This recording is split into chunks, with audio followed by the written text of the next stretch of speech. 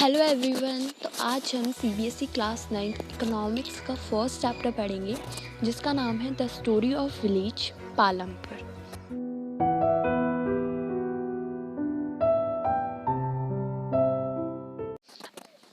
अब आगे बढ़ने से पहले मैं तुम्हें एक चीज़ बता दूं कि पालमपुर नाम का कोई विलेज है ही नहीं।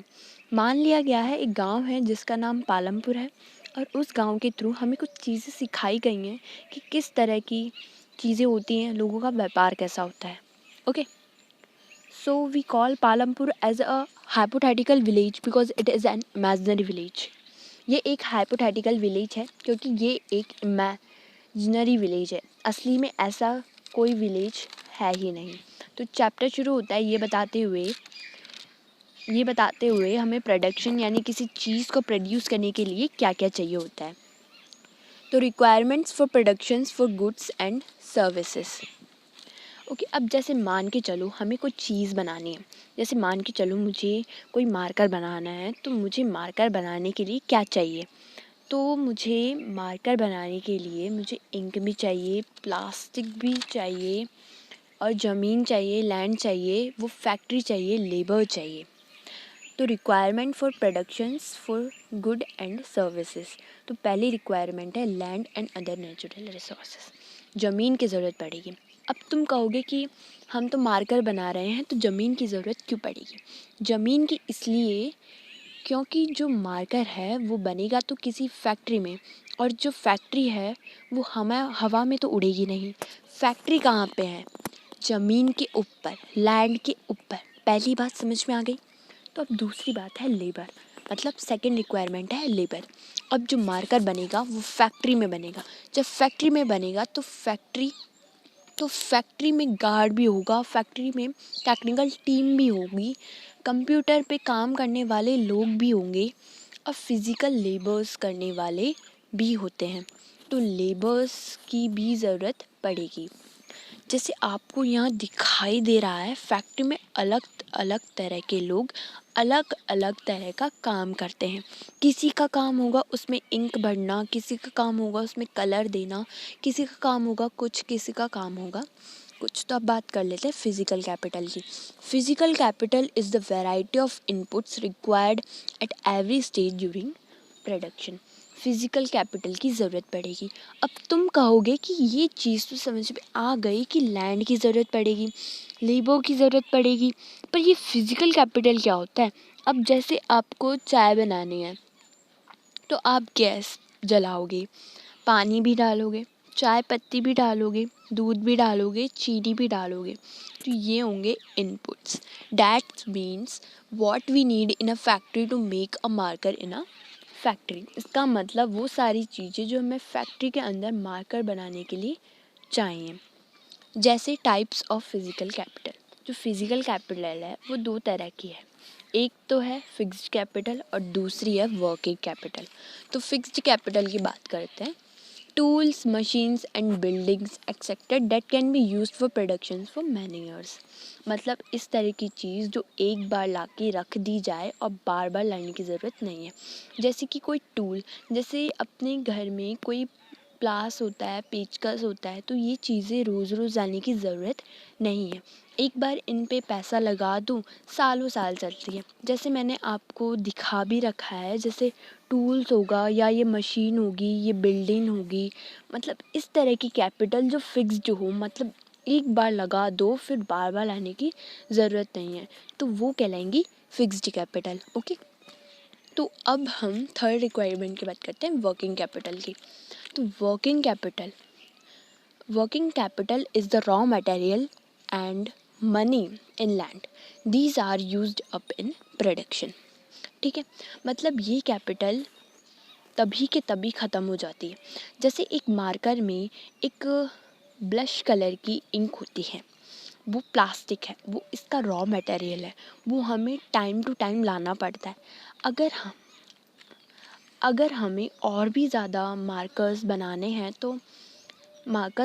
हैं तो क्योंकि ये चीज़ें ख़त्म होती रहती हैं और मनी भी वर्किंग कैपिटल में आता है, क्योंकि ये सब रॉ मटेरियल भी फ्री में आएगा नहीं। तो किसी भी चीज़ को बनाने के लिए हाथ में हमारे पैसे होने ज़रूरी हैं। तो अब हम बात कर लेते हैं फोर्थ रिक्वायरमेंट की, ह्यूमन कैपिटल। ये बेसिकली लेबर और फिजिकल कैपिटल को यूज़ करके आउटपुट प्रोड्यूस करने में जो नॉलेज है, एबिलिटीज़ है, स्किल्स है, एजुकेशंस है, ट्रेनिंग है, एक्सपीरियंस है, जजमेंट्स है, विजडम है, क्रिएटिविटी है, चाहिए, उससे कहते हैं हम ह्यूमन कैपिटल। आपको समझ में आया होगा? ओके। तो फैक्टर्स ऑफ प्रोडक्शन, अब ये फैक्टर्स ऑफ प्रोडक्शन क्या होते हैं? तो यही मतलब land, labour, physical capital, human capital, इन चारों चीज़ों को हम फैक्टर्स ऑफ प्रोडक्शन कहते हैं। तो आपको समझ में आया होगा मेरे ख्याल से। तो राइट 3 मैटर्स टू इंक्रीज। तो गाइस चैप्टर पालमपुर गांव के ऊपर है और गांव में मोस्टली लोग फार्मिंग करते हैं और यही इनका एक सोर्स ऑफ इनकम है। और कौन इस धरती पर पैसे कमाना नहीं चाहता? तो फार्मर्स को पैसे मिलते हैं उनकी फसल से। अगर फसल ज़्यादा तो पैसे ज़्यादा। तो एग्ज़ाम में ज़्यादातर यही क्वेश्चन आता है कि right 3 matters to increase the productions of crops. समझ रहे हैं आप? 3 वेज टू इंक्रीज यील्ड, यानी कोई भी 3 तरीके बताओ जिससे ज़्यादा फसल मिले। तो पहला पॉइंट तो ये हो जाएगा मल्टीपल क्रॉपिंग। मल्टीपल क्रॉपिंग की डेफिनेशन है to grow more than one crop on a piece of land during the year is called multiple cropping. यानी एक साल में एक से ज़्यादा बार फसल उगाना। जैसे रेनी सीज़न में बाजरा, फिर अक्टूबर से दिसंबर पोटैटो और फिर विंटर सीज़न में गेहूँ उगा दिए। तो ये एक मल्टीपल क्रॉपिंग के एग्जाम्पल है। अब सेकंड पॉइंट है using of modern farming methods. जैसे पहले हम लोग गाय का जो गोबर होता है उसे यूज़ करते थे फर्टिलाइज़र्स के तौर पे। अब केमिकल फर्टिलाइज़र्स आ गए हैं ये सब। तो earlier cow dung was being used as fertilisers, है ना? तो पहले हम ये यूज़ करते थे। तो नाउ केमिकल फर्टिलाइज़र्स, अब केमिकल फर्टिलाइज़र्स आ गए हैं, तो आप देख रहे होंगे, है ना? So this is all happened in the 1916s when the Green Revolutions was introduced in India. ये सब शुरू हुआ था 1916 में, तब इंडिया में ग्रीन रिवॉल्यूशन आया। इसमें इंडिया में ग्रीन रिवॉल्यूशंस आया था। Farmers were taught about the HYV seeds and were advised to use them. और फार्मर्स को HYV शीट्स के बारे में बताया गया और उन्हें यूज़ करने की सलाह दी गई।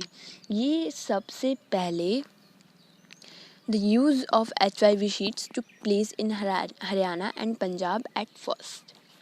ये सबसे पहले हरियाणा और पंजाब में हुआ था और इससे सबसे ज़्यादा as a result wheat and rice crops got the maximum benefits. और इससे सबसे ज़्यादा राइस और वीट को प्रॉफिट हुआ। HYV शीट्स मतलब हाई यील्डिंग वैरायटी शीट्स। ये शीट्स पहले से ऑलमोस्ट 2.5 गुना ज़्यादा यील्ड देते थे, यानी क्रॉप प्रोड्यूस करते थे। तो थर्ड पॉइंट है using modern farming machines, tractors, tubewells, threshers etcetera. Tubewell अच्छे से खेत में पानी देते हैं। ट्रैक्टर्स, थ्रेशर्स की प्रोडक्टिविटी ह्यूमन से अच्छी होती है, जिसके कारण ज़्यादा अच्छी फसल होती है। तो अब चलो ग्रीन रिवॉल्यूशन की बुरी साइड पे ध्यान देते हैं। तो ग्रीन रिवॉल्यूशंस बैड इफ़ेक्ट्स, ठीक है?